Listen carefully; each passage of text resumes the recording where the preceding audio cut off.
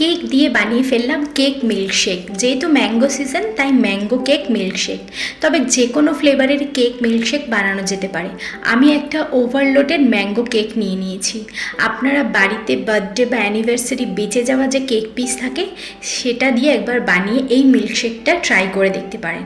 Just অসাধারণ হয় খেতে, আর বানানো খুব সোজা।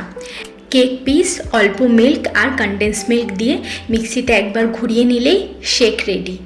আমি এতে একটু বেশি বেশি করে ম্যাঙ্গো পিস অ্যাড করেছি যাতে শেক খাওয়ার সময় পিসগুলো গালে পড়ে। আর চকলেট কেক মিল্কশেকের ক্ষেত্রে চকলেট আর চোকো চিপস অ্যাড করা যেতে পারে। অনেক ধরনেরই মিল্কশেক ট্রাই করেছি, তবে এই মিল্কশেকটাও একবার ট্রাই করে দেখতে পারেন। জাস্ট ফাটাফাটি খেতে হয়।